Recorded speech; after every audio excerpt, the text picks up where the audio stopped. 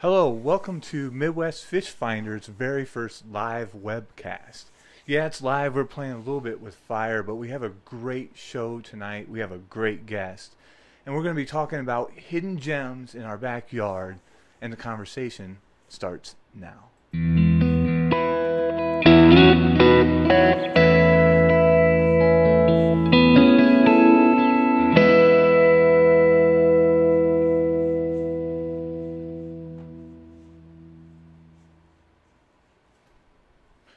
So, since this is our first live webcast, I'd like to introduce myself and then kind of lay out a roadmap for the webcast.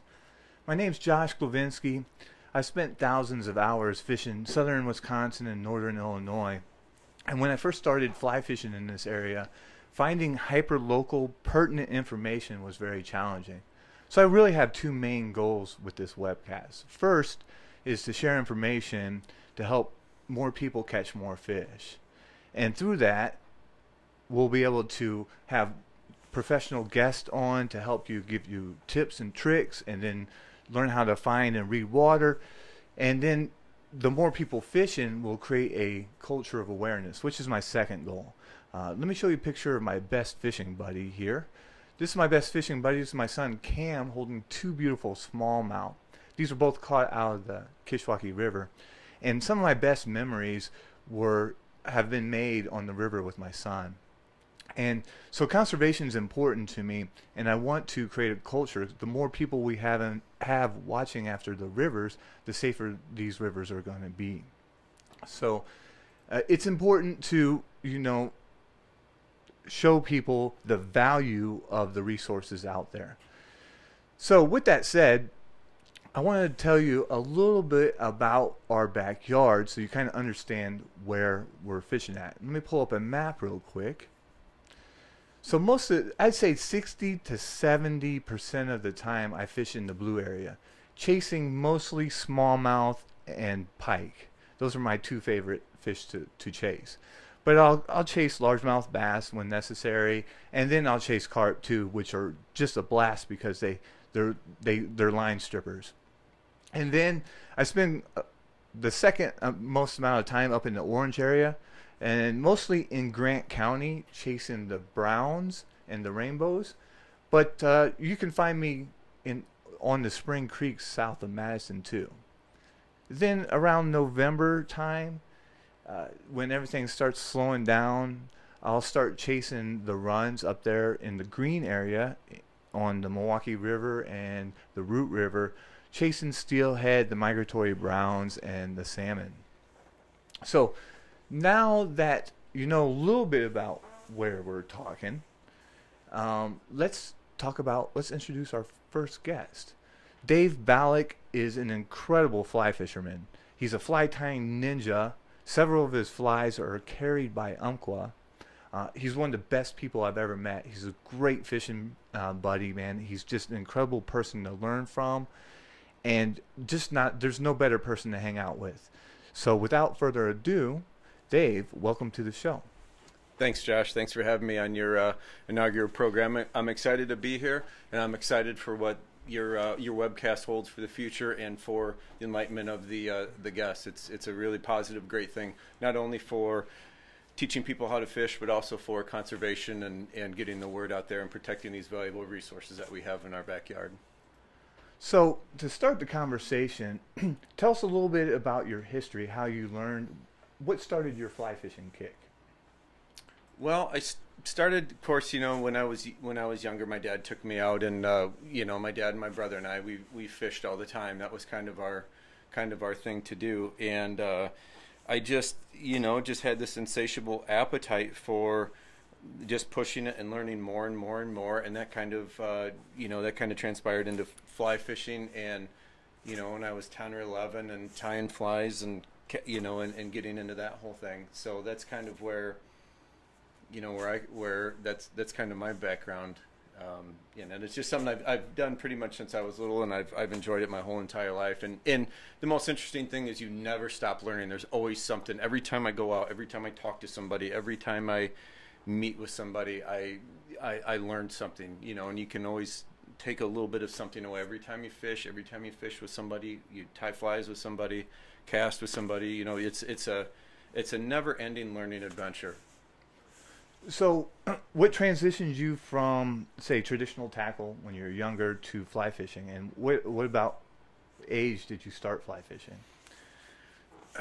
Probably around, I want to say 9 or 10. I had a really good friend of mine when I was in school. His dad Randy was tying flies, and I started running around with him, and he kind of showed me some stuff. You know, it's one of those things where once you have the love of fishing and the outdoors and the bug for that, once you kind of you know, it's kind of the natural progression. You get into fly fishing, and it's just an endless. I guess what has drawn me to fly fishing and fly tying and casting and all these other different things about fly fishing I find so fascinating is that you can never really master anything. You're constantly learning, constantly developing, and then with the conservation and fly fishing is very broad. I mean, you have fantastic literature, you know, entomology, rod building, fly tying. It's just absolutely endless. It's a never-ending learning experience, and that's what I think I've always been drawn to. Yeah, so one of the main reasons I fly fish is I have ADD, so I can't just sit and just watch a bobber. I just can't do it. Right. So the thing about fly fishing is you're constantly moving, you're casting, you're mending, you're doing all types of different things, which is very appealing to me. Sure. So to give our listeners some context, because we're going to talk about our area here in a few minutes, but I want to talk about your experiences in Canada. I know you've been in Alaska and some places out west. Right. Yeah, I've been really blessed to have fished Alaska, Canada, and the majority of the western states west of the Mississippi, you know, for trout, salmon, pike, you know, smallmouth, and been real fortunate that way to fish a lot of that water. So, I mean, as far as, before we start talking about what is accessibility like in these other places, like is there a lot of public access? How is the fishing? Tell us a little bit more detail. Well, so Alaska is pretty deep, you know, because it's most of the area is uninhabitable, or there's a lot of public access. But once you get west, you know, with some of the western states, it gets a little bit more difficult. Having kind of cut my teeth on Southwest Spring Creeks and then going out west, you think you can just, you know, you pull off the side of the road, you know, you see a spring creek, you can just hop in and go wet wade that baby, you know, and start casting all day. Well, that's not the case. You know, there's a lot of Illinois and Wisconsin has fantastic water rights, or, you know, public access for water. Whereas out west, it's a little bit different story. You know, you can't just pull up on the road and see a trout stream and hop in and start wading it. So that's where I feel we're really, really blessed to live here in the Midwest, because we have so many rivers, lakes, and streams that have fantastic access, unlimited access pretty much. And, you know, with a pair of waders or a pair of shorts, canoe, kayak, you literally have more water than you know what to, you know, than you could fish in a lifetime. So to the local waters, now you grew up in Garden Prairie area, right? Correct. So you've been stomping on these waters since you've been little. Right. And what type of species do you run into? Good question. Well, in our backyard, the main species that you're going to find are going to be your smallmouth bass, your largemouth bass, your northern pike, your carp. As far as this, and I'm approaching this from a fly fishing angle. You know, you have your panfish, but your two species of bass. You have pike, you have muskie, and you have carp. And then, of course, you know, you and I, Dakota, went out on the rock that one day, and we were fishing smallmouth, and Dakota and I both got into some pretty decent walleye on a clouser, you know. So I thought that was pretty cool. So it's really a mixed bag, straight bass or white bass they call them. Smallmouth, largemouth. Like I said, there's and trout. You know, Southwest Wisconsin has, you know, your brooks and browns predominantly, and then your lake run fish. You know, your steelhead, your browns, and then your species of salmon. So you literally, there's just a plethora of. I mean, you can catch all types of different fish here. It's fantastic within within an hour's drive from where we're sitting right now in your studio, we've got a an amazing amount of opportunity. So the quality of fish, how would you relate the quality, say, the pike, the smallmouth that you're catching in this area, to, other waters like you fished outside of this area? I would, realistically, I would say that we're very fortunate because there's some fantastic fishing opportunities, and there are some really big fish around here. If you want to do the homework, I mean, I know you're a big pike guy, like myself. You're really into pike and chasing esox, and I know you caught a 40-incher last year. Out of very small. Some of these waters around here are so productive. They have fantastic smallmouth and pike fishing, muskie fishing and trout fishing. The amount of fish and the quality of the fish in our backyard, and by our backyard I mean within southwest Wisconsin and McHenry County, Boone County, Winnebago County, the areas around here. I mean, we have fantastic resources in our backyard. Yeah, I totally agree. I don't have a lot of experience outside of this area. I did get to go to the San Juan River, and that was an amazing adventure, but it's far away. You got to pack up. But as far as the backyard, I've had some amazing pike adventures in super skinny water. I coined the phrase "dancing with the devil," skinny water, pike on the fly. In crystal clear water, you're throwing a fly, you're stripping it, the pike comes shooting across the river, blows up on it. Sure. And and I've caught some really decent pike in this area, upwards of 40 inches. Oh, and sure. This past season, 2 seasons ago, I had a quality numbers game. Lots of pike. This past season, I kind of changed where I was fishing, did some more exploration, was looking for bigger fish. I truly believe there's mid 40-inch pike in the Kishwaukee watershed.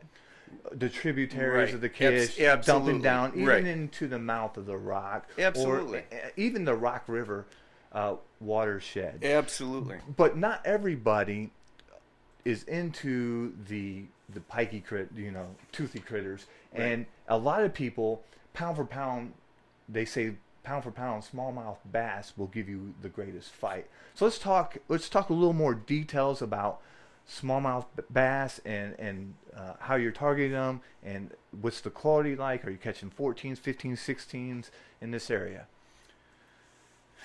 Great. That's a great statement. Well, I would say the majority of the time when you go and you fish one of these tributaries of the Rock, say, or even the Rock, the Sugar, the Peck, the Kish, and the Rock, you stand a chance at hooking and landing, an 18-inch smallmouth, which is a really, and possibly even a 20. I saw a 20 one time come out of the Rock River. There are some fantastically large fish that are right here in our backyard. It's just a matter of doing your homework and spending the time. Big pike, muskie, smallmouth, walleye, carp. It's out there. The point that I want to drive home is you really have to do your homework, and with GIS, with Google Maps, with all this information, and with all these public access spots, it is very possible to catch fish that have not that are low pressured, because they take a little more effort to get to. As far as getting back to what you're saying, I would say that there's definitely the potential for, well, like I said, you caught a 40-inch pike. That was that one that I don't know if you brought the picture up or not, but I that did. Pike that that is a fantastic pike. But for the most part, when you go to the Kish and you fish some of these Rock River Valley tributaries, you're going to get smallmouth in the, I'm going to say 10 to 14-inch range. But they're an absolute hoot, and there are a ton of them. We're slowly working on building up the resource, catch and release, and anglers are the majority of anglers are conscious of that. And we're starting to build up a larger smallmouth bass population, or bass population that consists more of the larger trophy-sized fish. But it just takes time, and it takes education and conservation, and that's like with what you're doing here. You're helping to promote that conservation. But I would say overall, the fishing is fantastic, and you're going to get those guys from 10 to 14 inches all day long, and it's a mixed bag of species. I mean, what a riot, you know. And I have similar experience with. I spend a lot of my time on the Kishwaukee River watershed, and there's no reason if you put the time in and you grab the maps and and you do some research. Sure. To be honest with you, any given section of the Kishwaukee River has smallmouth in. Sure. And I've caught them all up and down the Kishwaukee, and you can reasonably expect to catch a 14-inch smallmouth on any given night. And I would say, you know, 1 out of 8 or 10 trips, you'll probably catch an 18 plus. So the water, and I was reading that the Kishwaukee River is a Class A river. And what that means is there's very, very, very little pollution in the river. And there's only, I think, 3 Class A rivers in Illinois. So it tells you how precious the Kishwaukee River is. And in fact, the black-nosed dace, right? Black-nosed dace, sure. Is in danger, and it can't tolerate pollution, but it lives in the Kishwaukee watershed. But the Kishwaukee is not the only place here to fish with great access. Right. There's other, and especially you've spent a lot more time outside the Kishwaukee watershed than I have. So kind of enlighten us about maybe the Sugar, the Peck, and some other resources. Absolutely. You know, the Sugar River, I love the Sugar River. It's an amazing, you know, shifting sand bottom type of river system that comes down, and it is a fantastic river. And of course that ends up dumping into the Pecatonica at, you know, at 2 bridges there. You know, the Sugar has, I actually caught trout out of the Sugar River. You know, I caught a decent brown trout out of the Sugar, but it has a smallmouth, and it has a large number of pike, and, you know, and really great carp fishing and stuff too in the spring. There's a lot of oxbows and sloughs. Shallower, great for kids, great for putting in a hot summer day, getting out and wet wading. It's fantastic for that. Whereas the Peck is a lot deeper. You know, the Peck is a much deeper, kind of a chocolate milk colored water. It's a little bit, you know, it takes a little bit more to get used to. But you know, the Illinois record walleye came out of there like back to back. I mean, it's a fish factory. It's a big fish factory, and there's big pike and there's big walleye in there. It's fantastic. Both of them have fantastic fishing. It's just, you know, if you're going to float and have a picnic with the kids and goof off and catch a few little smallmouth, or if you want to, you know, get a little more, you know, fish the Peck for the or deeper. if you want to fall off your kayak. Yeah. So, yeah, we've had some good adventures on the Sugar. I mean, yeah. I really want to spend more time this year exploring, because I spent a lot of time exploring the Kish. Now, as far as exploration, how long is the Kishwaukee River? The Kishwaukee, from where it starts over McHenry County outside of Marengo, it's about 60 miles before it, you know, terminates into the Rock River. And then the Rock River is about the Rock River is approximately, I want to say it's 300 miles. Right. You know, where, you know, it comes down and then. Yep. So there's a vast amount of water to explore. Right. And one of the ways I explored it was throwing in a kayak. Absolutely. And what is your take on, you know, hopping in a canoe or a kayak and exploring? Well, you know, I'm under the assumption that folks tuning in a lot of them are anglers, but also there's a lot of, you know, I mean, you know how it is. It's hard to get out and find time just to fish. But if you can take somebody with you and get out on the water and fish, you know, one of the best ways to explore the Rock River Valley is either in a canoe or a kayak. And if you don't have one, you know, call up, you know, Rocktown Adventures, you know, rent a canoe, rent a kayak, put in, you know, the shuttle services, you know, they'll put you in, they'll shuttle you down. But if you canoe down, or you float down, or you kayak down, you can spend a whole entire day, pack a lunch, put in, float down, and, you know, for the ornithology, you know, for the bird watchers, just for the naturalist, for the anglers, for people that just want to have a good time. You know, we're so fortunate to have all of these fantastic rivers literally right in our backyards. I mean, and it's boats are really the way to go. Canoes, kayaks are the way to see that river. So I just popped up the Greenway map for cool. listeners and viewers. Sure.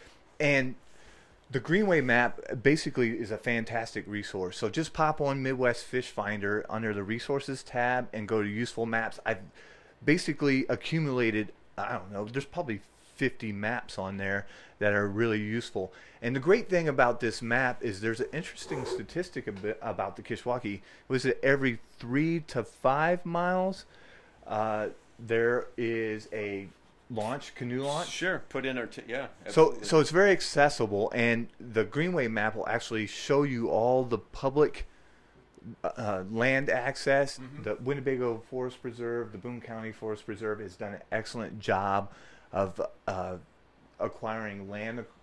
Absolutely. Yep, absolutely. Both McHenry County, Boone County, and Winnebago County have done a fantastic job on acquiring land for access to the Kishwaukee River. And by access, I mean, non-motorized canoe, kayak.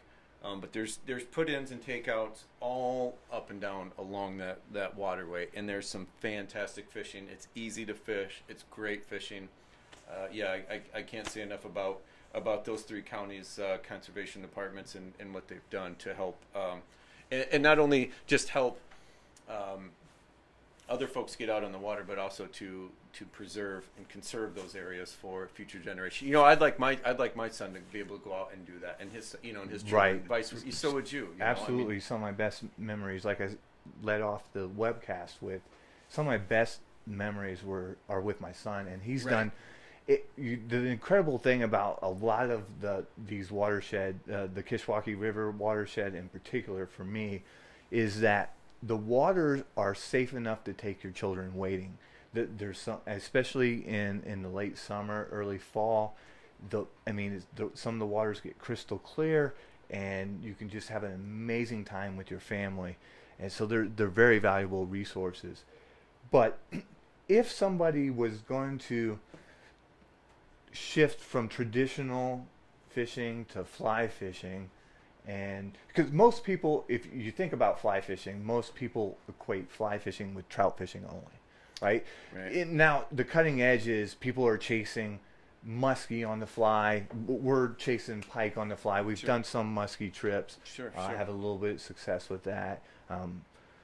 But if somebody was interested in kind of getting started, we're just going to kind of talk a little bit about just basic recommendations gear-wise of what weight rod that you recommend, and why is it so thrilling to chase, say, carp, smallmouth, and pike on the fly? What is so intriguing about it? What makes it so much fun for you?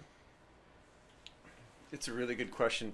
Well, for me, what I love about chasing these fish on the fly is it's as I'd mentioned earlier, you're never a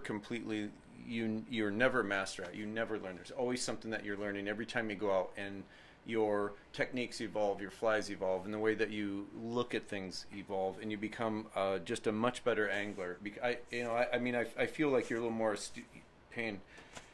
There's just, you have to put a little bit more into it when you're fly angling for these fish, especially like carp. When you're chasing these carp on the flats, when you have tailing carp or you have carp that are feeding, it takes a lot of patience, some fairly precision casting, and a lot of persistence to be to kind of hone your skills, which I've always enjoyed. I've enjoyed the hunt. I've enjoyed hunting and stalking fish. Your quest was for a 40-inch pike. That's not something you just go out and just randomly, half-heartedly do. You have to put in the hours, you have to put in the time and the homework. And so with fly fishing, I think for these guys, it's the same thing. You have to kind of learn your prey, you have to learn your core, you have to learn their food sources, what they're eating, the crayfish, the bait fish, and so forth. But I think for somebody that wants to come out of the say the gear world to the fly world, I would say a good starting point would be, for this area, a 6 or 7 weight, and just some real basic flies, brown and white clouser, some woolly buggers. Go on YouTube and just look at some videos. The woolly bugger is a pretty simple tie, right? But it's one of the most versatile flies out there. It's incredible.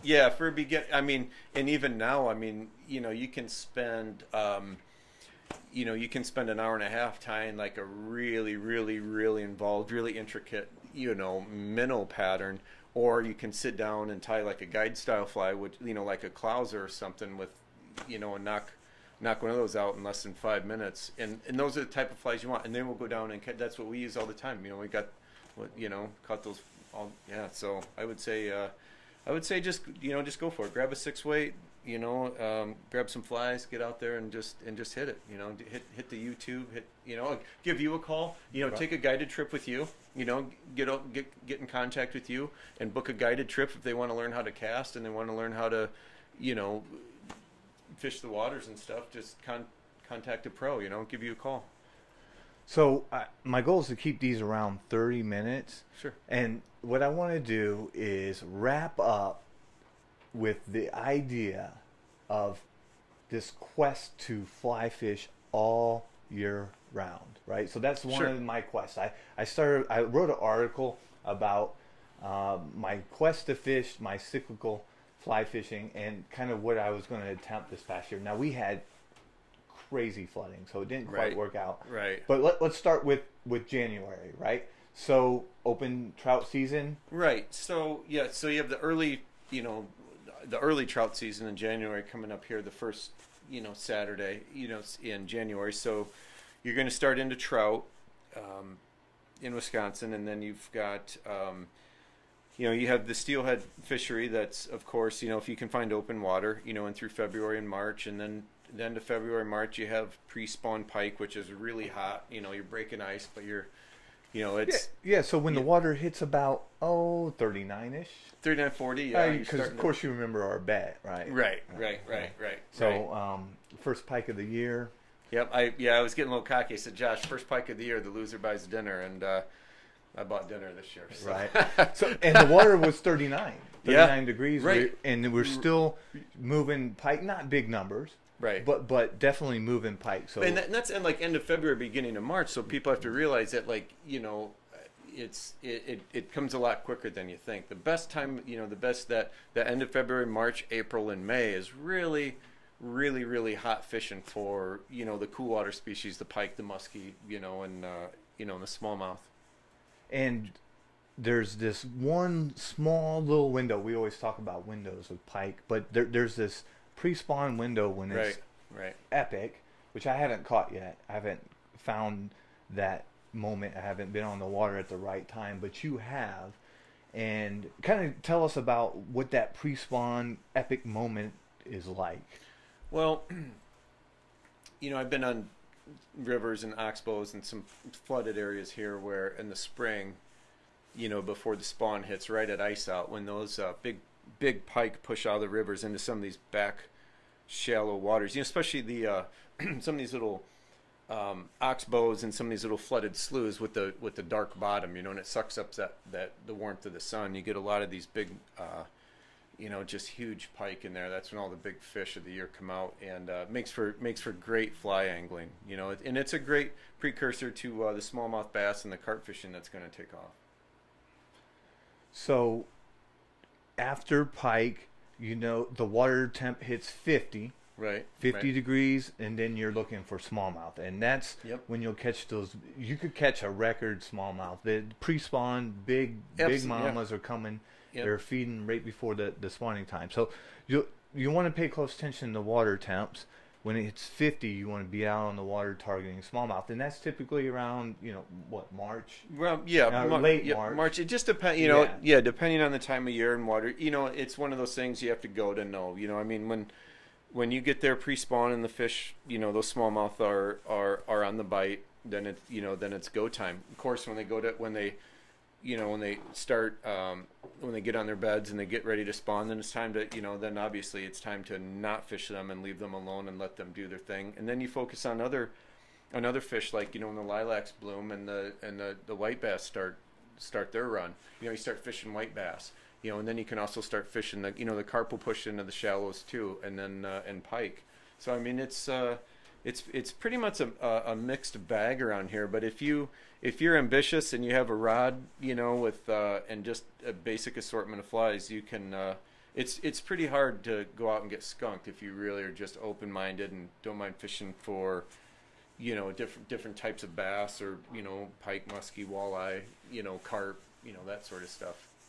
And then, have you ever fished the spring steelhead run? You know, on the route, the Milwaukee, some of the tributaries up there. I have, and it can be fantastic. You know, there's some really really good fishing to be, you know, to be had if again. And if what do you watch to Oh, determine? Hey, let's we definitely go. Just take a day off and let's go. right, because we've got a, you know, for us, I mean, that's a 45-minute drive from this area. For So you. yeah, For me, yeah, right. it's a little bit farther. Right. So I you know, you watch the, you know, you're going to watch, you know, and see what CFS the rivers is doing, you know, and the clarity of the river and that sort of stuff, you know. And for all you listeners, you can find the gauges on USGS, or you can pop on the current conditions of Midwest Fish Finder. I do have the root on there and the Kish, and I think I have the rock. I'm not sure, but I will add more there just for easy viewing. But definitely you want to learn those gauges and kind of see what the flows are. One, it'll tell you when it's safe to weigh for you. For me, I have a little bit higher tolerance because I'm 6'5", so I can kind of trek through some higher water. But after the spring and the run, it's back to, you know, summer fishing. And a lot of people say summer fishing's dog days, but you know, I have a lot of success. What about you? Absolutely. You know, one of my favorite things to do is, especially lately, I've just had a blast chasing carp. You know, some of these 10, 15-pound carp that we get in the Rock River Valley, and bigger. You know, I mean, there's definitely bigger ones out there. I've seen some real bruisers. But you know, you get out on a carp flat and you chase these carp, and I mean, you know, you might get out there and, you know, there's no room for cocky or arrogance, or you know, I mean, you really have to bring your A game. You know, you're very stealthy, very low approach, you know, long cast, you know, and you know, you're sight fishing to these large fish, but you know, you hook into a 10-pound carp on a 7 or an 8 weight, and I mean, you know, you're just gonna get schooled. I mean, they will just Take it for a ride, you. Yeah, they're right. just as fast as you can. You know, it's amazing fun. And carp, so when they get spooked, they emit a chemical, and it kind of kills Right. the water because it alerts they're one of the few fish that do that defensively. Right. And so right. it spooks the water, and you gotta go sit on your butt for 20, 30 Right, minutes and chill right. out, or you know, hike on down.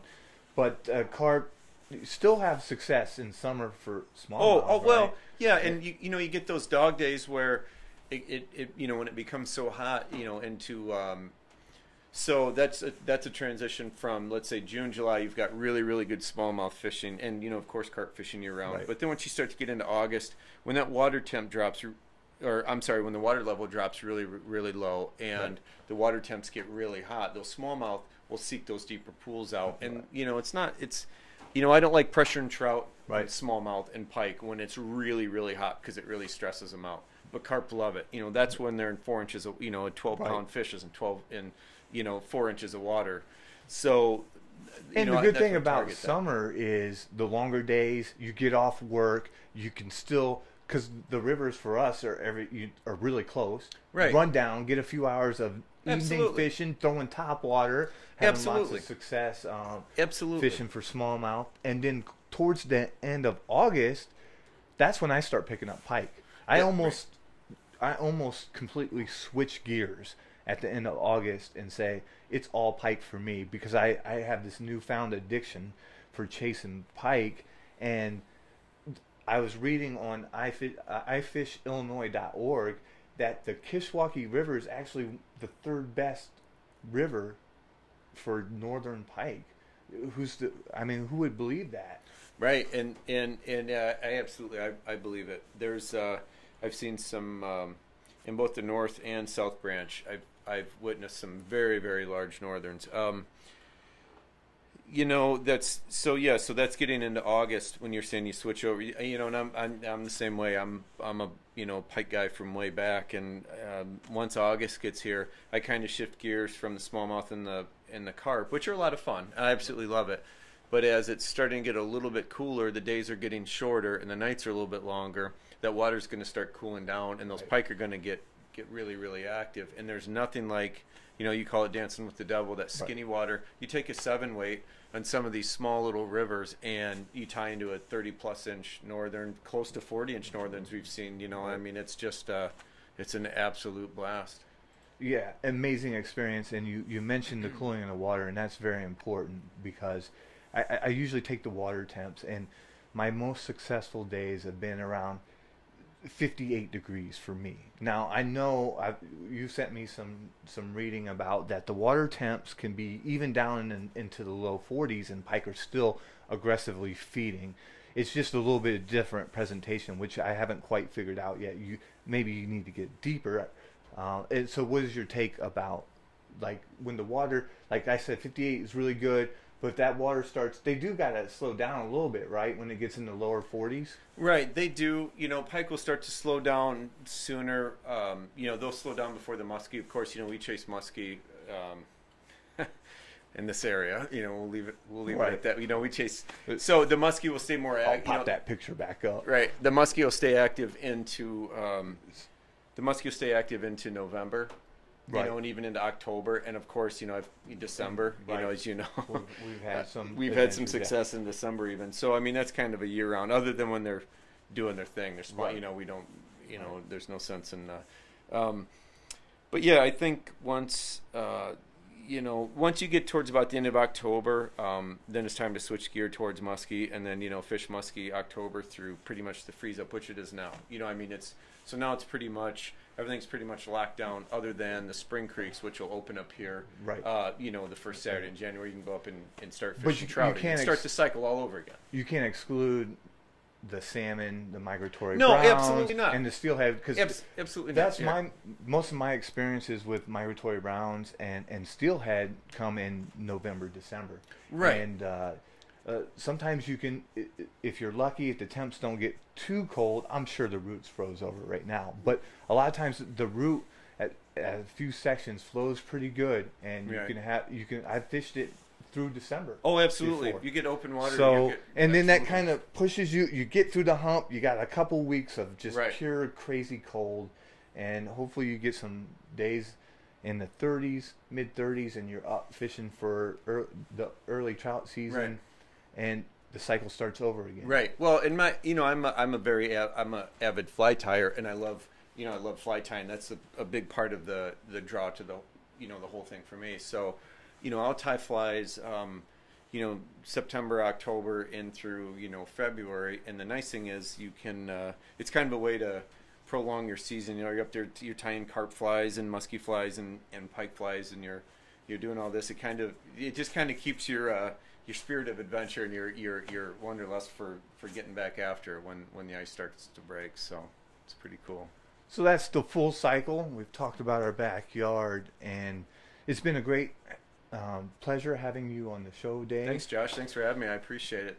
So what do we have in store? So this first webcast was an introduction to kind of our backyard, and we just want to talk about it a little bit. We do venture outside this area and go in other places in Wisconsin and various other places. But I want to bring up first our next guest. So next week we're going to, let me transition here, Dr. Ted Burgess. He's an entomologist, great friend of mine, great fisherman, is going to come on and talk about insects. So we talked about, you know, where we fish. Now we're going to bring in food sources. Awesome. And Dr. Burgess is going to talk about entomology, hatches, how you can identify hatches, and how you can, you know, match the hatch and improve your trout fishing game. So exciting. And we're going to talk just a little bit about the one fly tournament. We did it last year. We're going to put a team together. I know Dave's going to join us on the team this year, so I'm looking forward to that. And so thank you very much for tuning in to the show. And if you want to keep informed, go ahead and subscribe to my YouTube channel. And if you want to grab all those resources, just hop on MidwestFishFinder.com and go under resources, useful maps, and I think you really are going to be surprised how many maps I've collected there. I've got public access, I've got trout classification maps, I've got all the watershed maps for this area. I think you'll really enjoy those resources, and I think those maps will help you be able to identify some public access and be able to get you on the water so you can catch some more fish. And if you are interested in, you know, some guide services, just hop on MidwestFishingAdventures.com. There's a form on there. Just fill it out. I'll get back to you in 24 hours. Absolutely, and do that, folks. Josh is, you know, I've been fishing with Josh, and he's the real deal. He's got this figured out. So that's our show. Thanks, Josh. Thank you very, very much for tuning in, and I look forward to the next show, the first Tuesday in February. Dr. Ted Burgess.